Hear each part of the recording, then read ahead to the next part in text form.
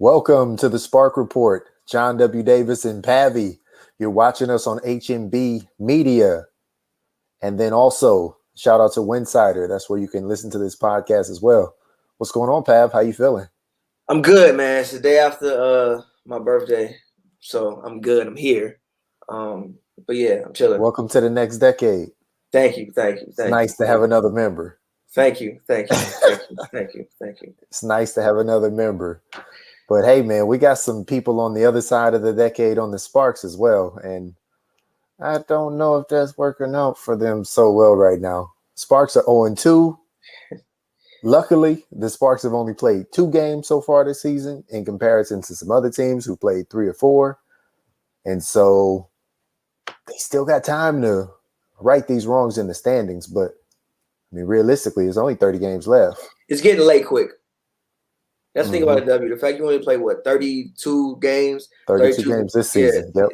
34 in a normal year, 32 in this year. It gets late quick. Like, you don't really have time to go on, 5-game losing streaks and things like that. You want a 5-game losing streak, you might that might be it. So, I mean, this team is in danger of if they don't figure it out quickly, and they have a lot to figure out. If they don't figure it out quickly, man, it could get bad really quickly. And they don't have a pick next year, right? Dallas has it. That's Jasmine Walker. Jasmine Walker is your 2022 pick. So man, it could get bad really, really quick. So Jasmine Walker might be a lottery pick next year. Hey man. Just like Janae was the pick last season. It can get bad really quick. And she didn't even play last season. Yes. It can get bad really quick. It can. So the first game you lose by 23 and you're like, okay. The next game you lose by 28 and you're like, oh man. And then you look at the schedule and you're like, you got that first time where you do the double road trip where you have to stay in the city extra long to play the Sky twice. Luckily, Candace Parker will probably want to play in one of those games. I was gonna say luckily it's Chicago, but it's not even luckily because it's summertime Chicago, so you might because are the rules relaxed now for the W? Do you know? Not really. They still got stay strictly in the hotel. They can't mingle. I'm not sure how much they can mingle. Okay, I'm about to say. I mean, you can go to dinner. Lots of places to eat, but yeah, they have to play the Sky. Which I don't think getting caught up in the nightlife of Chicago will be their problem. It will be playing the Chicago Sky that will be their problem. I'm saying the nightlife is not going to hurt. That might actually make them better because that might actually bring them together more. Fair, but yeah, I was gonna say the Sky in general have looked like a great basketball team. Granted, I can't say I've sat there and watched every game that they played, but the times I have caught them, they play up tempo. They're playing together. I thought they might have an issue, trying to share the ball, but they didn't. I mean, the first game Candace played, it looked great. She get it off the glass, passing it up court. I think it probably actually it lessened the load on Vandersloot. Most teams that are really good actually don't have somebody averaging 10 assists. Somebody's averaging 10 assists, that probably means you don't have either many other good players around you and they need to create everything for everybody else, or you don't have other playmakers. So it lessens the load on her to have somebody like Kansas, which is one thing that I didn't think about beforehand. So yeah, they had their work cut out for them, man. That will not be an easy back-to-back. It won't be. And the Sky have the kryptonite of the Sparks. Right now, the kryptonite of the Sparks is length. And that's all the Sky have. Other than Vandersloot, everybody else who is playing major minutes in their rotation is either the proper size or oversized for their position. When you're starting Copper and DeShields as your 2 and 3, those are big 2 and 3 players. They're both 6'1". I mean, they may argue over who is taller and everything like that, but they essentially are carbon copies of each other body-wise. You're running the wing with a 1 and 2. And literally, that's their number. 1 and 2. It's like player 1, player 2. It's like who you want to pass the ball to. It don't even matter. Literally. And they're quick too, which seems to be another issue. But Right. getting back seems to be another issue that the Sparks have a lot of issues right now, man. Like Obviously, the Shields is like the premium athlete, but yeah. Copper is not far Copper is behind. nice. Like, no, Copper, like the things that I've been seeing from her this season, Right. and most of it, like most of her highlights I see are in transition, which is bad for the Sparks. Because the Sparks, like, they just have so many offensively. I don't think that they know what they want to do. I think they know what they want to do. I think that it's a lot to ask people to constantly play up tempo, because I was talking to somebody who is his past life, he's been a practice player with a different organization in W. And he was saying that, like, you know, because how I'm constantly talking about, oh, let's play like open run, let's play like open run.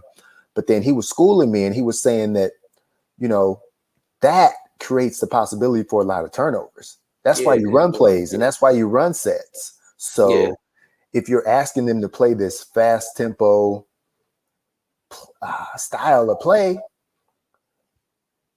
but they're still not comfortable with each other in long Spurts.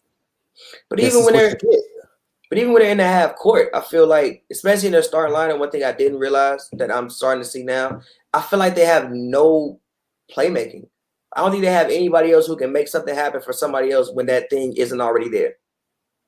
Chrissy Tolliver, but there's only so many minutes Chrissy Tolliver's going to play. Yeah, but also I haven't seen, granted, obviously it's game 2. She didn't play in a full year, and she's, 33, 34 years old now, so she's I saw older. some spurts. of it, but it's a lot to ask. To do everything? Like, you want her to do it, outside of her, who else? I'm going to be honest. In that starting lineup, everybody but Nneka needs to step up. And even Nneka, I talked to her after the game. Yeah, I talked to her after the game, and I said, do you feel like you can do more offensively? And we both know Nneka. We both know how philosophical she is and how deep she can get. And she was saying that, yes, I can, but it's not necessarily more shots. It's about being dynamic. I agree. When I have the ball.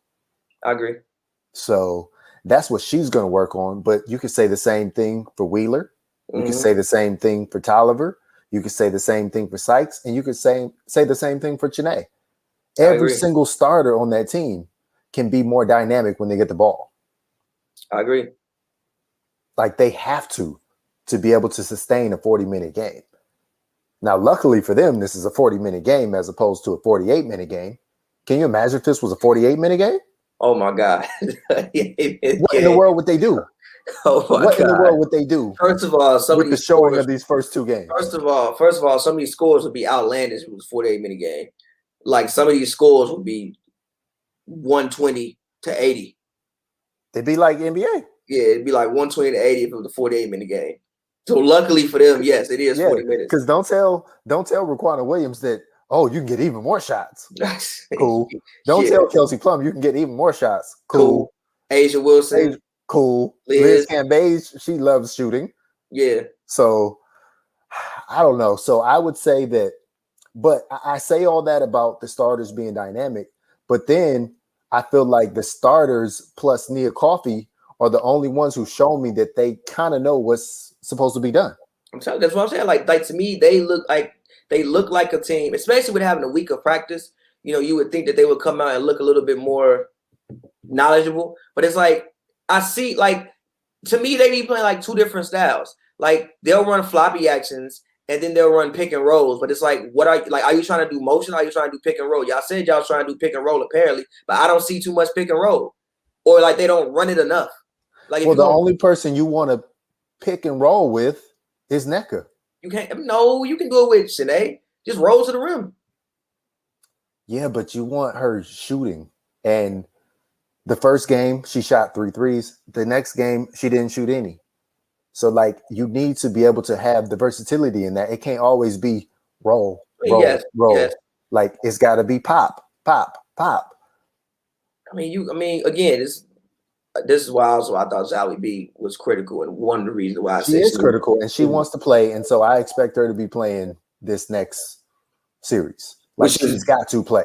Which is one of the reasons why I said she should start, just for spacing on the court, knowing that they want to run a lot of pick and roll for the reason that you just said, because you can't roll every time. But also, yeah, you have Jasmine Walker, who basically plays the four. She can pop. Like, you have people that you could pop with, but also, like, again, this is why I think that defensively, I think is more the issue even in offense. But offensively, I think that they run like two different to me, they run two different styles at the same time. It's like pick one and stick with it.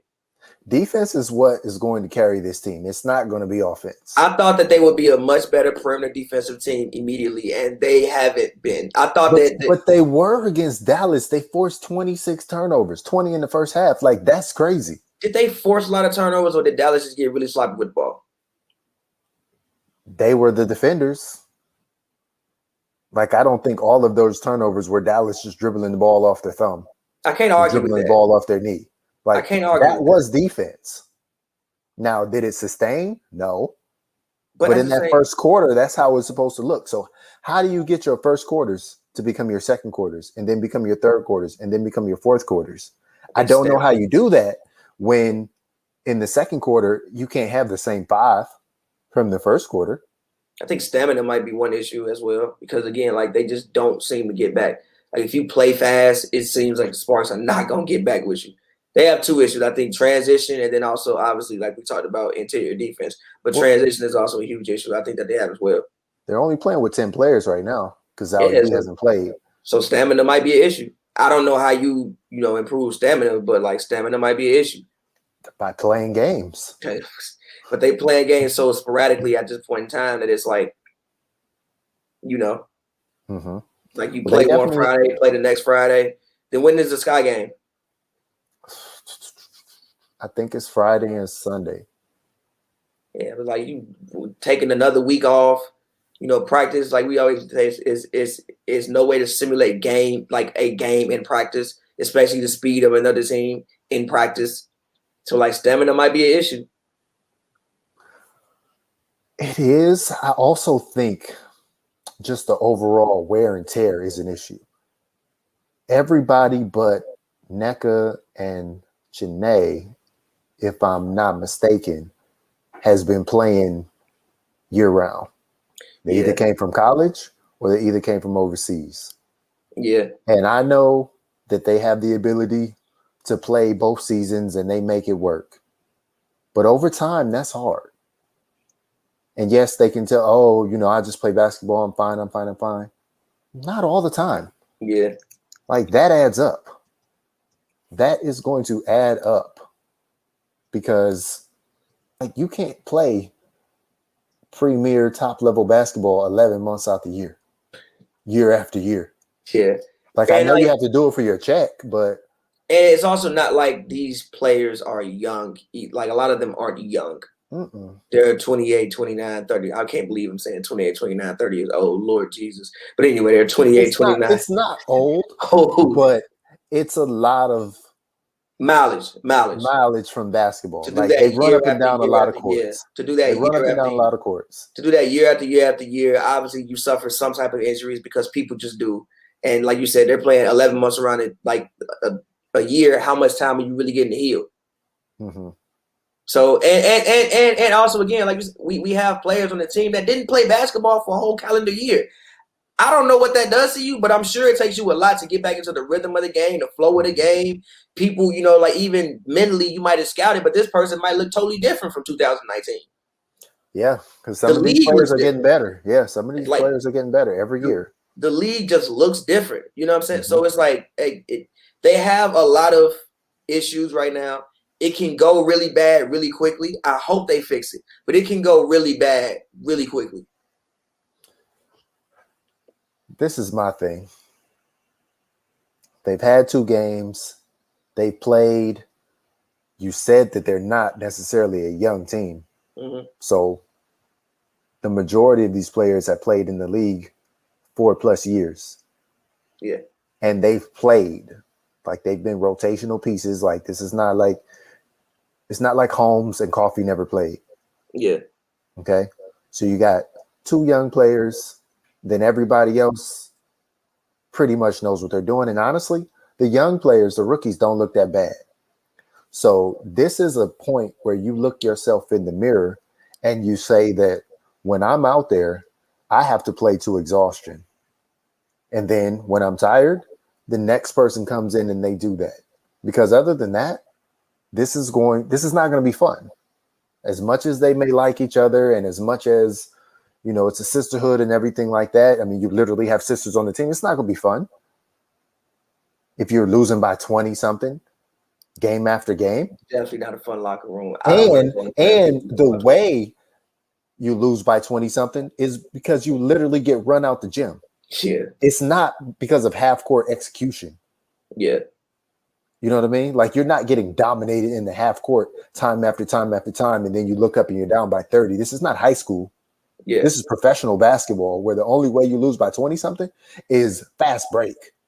Yeah. Like, they literally demoralize you getting up and down the court if you're going to lose by 20 something. Yeah. Because it's only 12 teams. The talent level is not. It's not that much different. Yeah. It's not that much different. Everybody in this, like we said many times, Miss Basketball, All-American. It's not talent level ain't that much. It's no real difference. So I don't know. So question. Okay, go ahead. Question. What do you think has to change? Well, you may have just gave the answer. What do you think has to change from now? This is Sunday, May 23rd, until the day that they play the Chicago Sky. What needs to change in this week or so to make sure that they have a successful outing against Chicago? And at least if they don't win, which we they need to win, but at least if they don't win, just look better. What needs to change? One, Zowie B has to play. She doesn't have to start, but she has to play because she's a willing shooter. And then two, I think it's almost time to tighten up the rotation. There are some people who have played and not been effective. That may even be somebody in the starting lineup.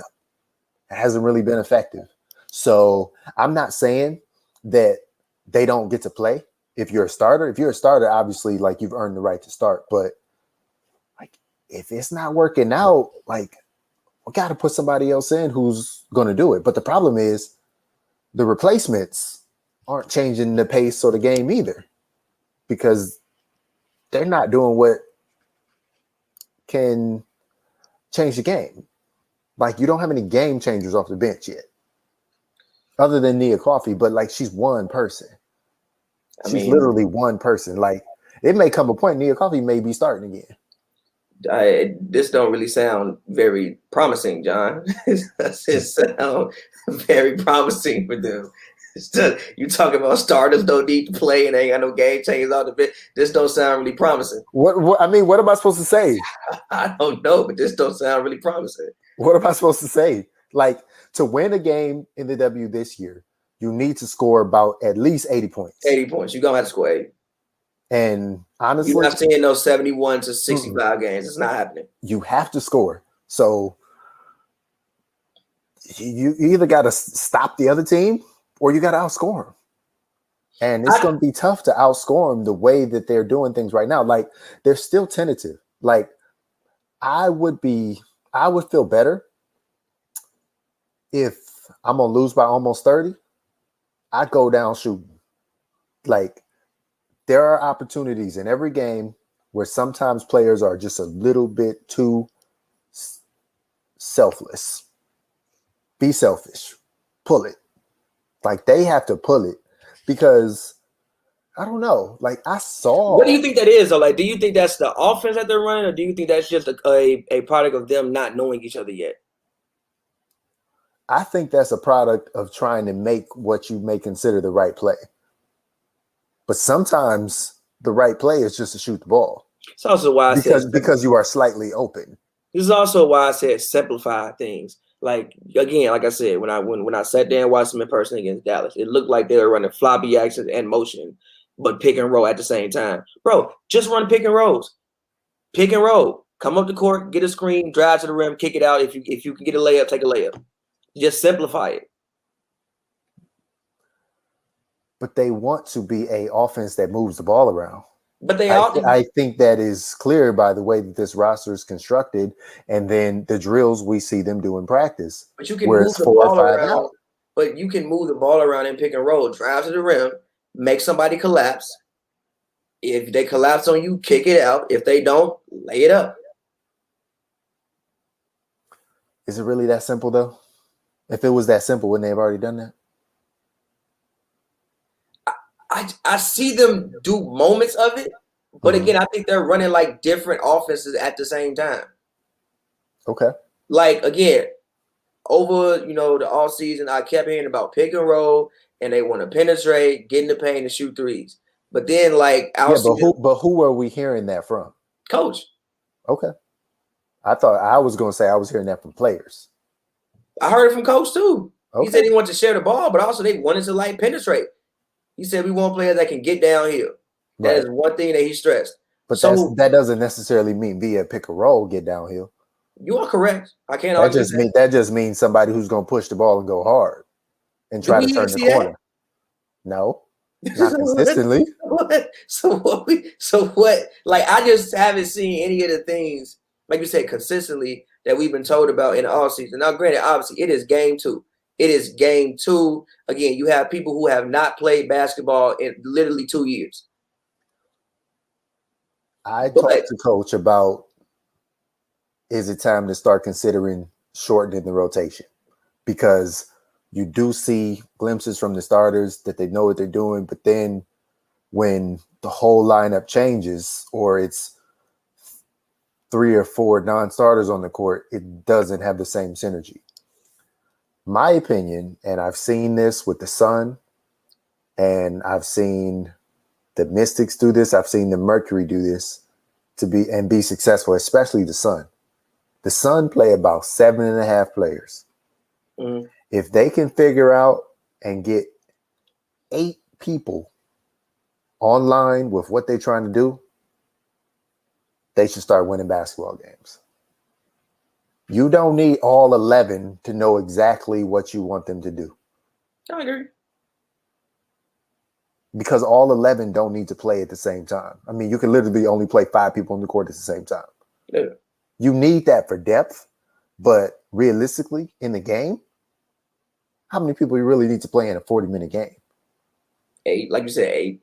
You need 1 guard off the bench, 1 post off the bench, 1 wing off the bench. That's it. In your opinion, I mean, you know, who should those people be? If it was you and we, put you on the sidelines, who would those people be? In your opinion? My only guard option off the bench, because I'm going to need somebody to ball handle now because you traded away Sydney Weiss, so I don't have her. It has to be Taya Cooper. It has to be her because you literally need somebody who is going to relieve ball handling duties from Erica Wheeler and Christy Tolliver and even Brittany Sykes on the occasion. And then my wing player, it has to be Nia Coffey because Nia Coffey is the only one off the bench who has been consistent with total energy and effort and effectiveness. And then my post, Amanda.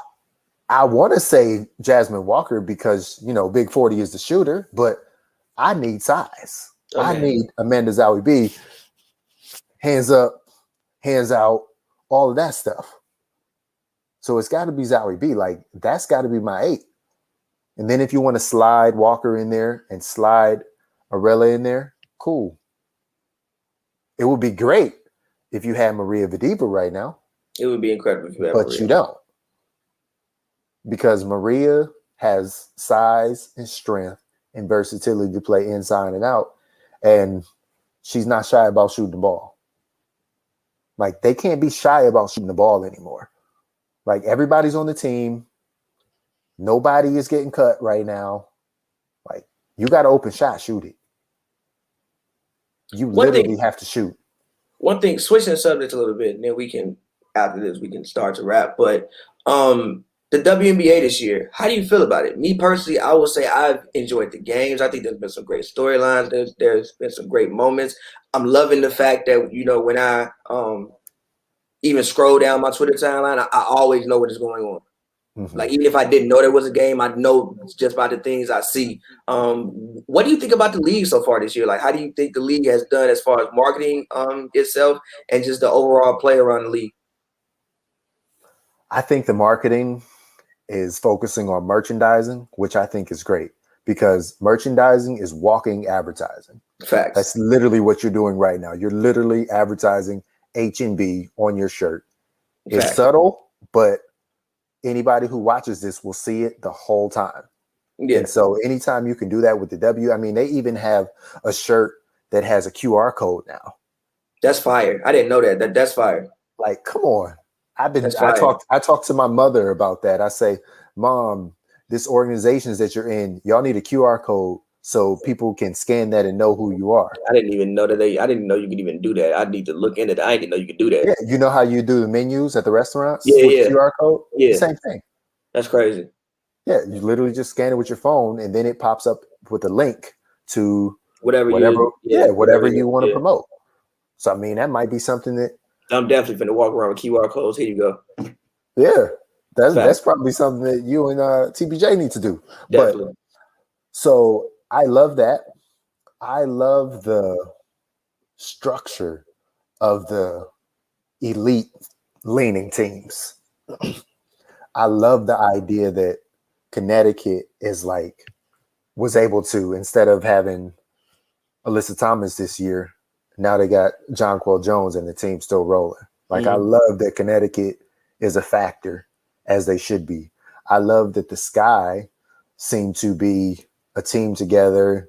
They all are rallying around Candace Parker, yet certain players have the opportunity to play even better than before. Ruthie Hebert and Clea Copper and Diamond DeShields. I even love the idea that Allie Quigley is willing to let those younger players get out there and shine. I also love that Diamond's healthy this year too. Yeah, but she knows it's for the greater overall for the team. And if it comes down to it, the end of the game, 3 minutes left, she could still be on the court with them. Yeah. That all 5 of them could be on the court. They could easily run Vandersloot, Quigley, Copper, DeShields, and Parker and just figure it out. Yeah. Because you can't tell me that Diamond is not big enough to guard for a possession or two. I mean, they're going to be so up and down the court that I'm really worried about the right. I mean, the game may not even be close. Yeah. By the last 3 minutes. So I love that. I love the idea that certain teams are just going to lean into what they have. Seattle, we have Breanna Stewart. We have Jewel Lloyd. They're going to get their 20-something almost every game. And that's going to be exciting. I love the idea that there is star power on pretty much every single team in this league. Yeah. And so going forward, I think that's good. I also am looking forward to, if they do have the Olympics, I think there will be a major bump. I agree. Because I think that they will go over there. They will show their dominance. Come back. In 5-on-5. They will show how cool 3-on-3 is. I can't guarantee a gold in that, but they will come back with such momentum off of that. Like, people will be jonesing for basketball. Yeah. And there won't be NBA then. NBA will be gone. It'll only be WNBA. Yeah. And they don't even have to compete with Summer League. No, I think Summer League is in August this year. It is, right. But Summer League is during the Olympic break. That's what I'm saying. Okay. They don't even have to compete with that. Like, it's literally, by the time they come back, it's nothing but them. September, early October, all eyes on them. So I like the way it's structured. I also love that the New York team is good. Yes, they are good. I think I've said this before. Like, I saw what the Liberty system was last year. Yeah. Like, I like the idea of, spacing and shooting threes and things like that. They just didn't have the right players last year. Yeah. And then now they have players, right? Now they have players that are closer to what they're trying to do, and it's working. It's good. I think that's how basketball in the W should be played. I agree. I think you only need 1, maybe 2 6'5" players. Like, if you can have 12 of them, fine. But I don't think you need like redundancy at that position, because most of the game, Natasha Howard is fine inside by herself at 6'2", but it's the length and the long arms. Yeah. I am not enjoying the beginning of the Spark season. I am enjoying the access and the coverage, but I am not enjoying watching play, basketball. Yeah, I'm not. No, Yeah, but I don't think they're enjoying it either. They have to figure that out, man. Like, because again, like I said, You can't keep losing by 20. Like, yeah, I thought they would be better. I said they was gonna go 4-0. Clearly, I don't know anything. clearly, I know nothing. But they have to figure this out soon because again, it's still very early. But you go 0-4, then who they play after the Sky? Let me pull up the schedule. Aces, well, Wings, Aces, and then Fever. Even the Fever have a win now. I believe the Sparks are the only team in the league that don't have a win. They have Sky on the back-to-back, then Wings, then the Fever, then the Sky again, then the Mystics. There was no Aces in there? No. Did I miss that? Yeah. Then it's Mercury back-to-back, then the Liberty, then the Mystics. These are the games for June. They have after the Sky back-to-back, the Wings, the Fever, the Sky, the Mystics, the Lynx, the Mercury again, the Liberty, the Mystics, Mercury, then the Aces on June 30th. This isn't an easy schedule. That is not an easy schedule. It's not an easy schedule. They could literally lose every single one of those games. All of those games. I don't think they will, but they literally could. There's no nights off. Even the Fever are not a gimme. There's no nights off. Because you know what the Fever have? In addition to having a 6'7" player, the Fever now have a 6'10" player. Yeah. What they gonna do about that? Like every once in a while, Necker gonna get up there and jump and block her shot. Even Brittany Sykes might get up there and jump and block her shot. But like over time, like that's like 3-4 easy buckets just because she's 6'10". I'm saying, man. So like, look, it's still early, but like I said, it's they need a win. The next time we do this show, it could all be turned around and it could all be looking like preseason because in preseason it looked pretty good. Yeah. It looked pretty good in preseason. And then they played game one. And Zowie didn't play. Yeah. Chrissy Tolliver really wasn't playing. Who else wasn't playing? I mean, Weiss played, but Simone didn't play. Yeah. Also, shout out Simone. Great, incredible career. Yeah, we'll do a whole segment on that coming up. But Coach Money, what you gonna do? I know you gonna have to fire shoes, but yeah, they got to figure something out. Facts. Because this is not just an energy and effort thing. It's something else missing. Yeah. Now, whether it's one player, I don't know. Whether it's a passion thing. I don't know whether maybe it's a health thing, health and fitness. Maybe it's, I just don't have my fitness level there or like, I got some nagging injuries that doesn't keep me out the game, but just keeps me from doing everything I exactly want to do. Whatever it is, got to rub some turnip root on it and they got to figure this out. Indeed. Something holistic. Essential minerals, oils, all that stuff. Yeah, essential minerals, oils. Raise your hand, pray to God, something. But yeah, they need to figure something out. Indeed. And hopefully they do. And hopefully they do. And hopefully next time we link up and do this show, everything is 2-2, or at least 1-3. 2-2. Man, if it's 2-2, they'll be one of the best teams in the league. If they beat the Sky back to back. It's not gonna happen, but I mean, if they want to turn around that quick and beat the Sky back to back in Chicago, at least they will be 1-3 at the very least 1-3. But yeah, the only problem with that is you say they might be 1-3, but that would basically mean that the Sky would have lost 2 out of 3 games. That's gonna be pretty tough. We'll see. We'll see how it goes. I'm looking forward to seeing what happens, though. I actually am looking forward to seeing what happens, but we'll see how it goes. Okay. All right. Well, I don't want to make any predictions because I think it's too early in the season to really do that. We've made our preseason predictions that we thought that this was going to be a playoff team. I think they still can be a playoff team. Of course. Because, one, if you can be healthier than other teams, that's an advantage. 2, I think that they still have a conceptual idea that can work. I think the pace and space of fast break and 3-point shooting can work. Has it worked yet? Only in 2 quarters. But I think it can work. So Yeah. we'll just have to see what they can do. I will tell you this, though, and I will end on this, and then I'll let you get your plug in. The GM is not firing the head coach. Hi, man.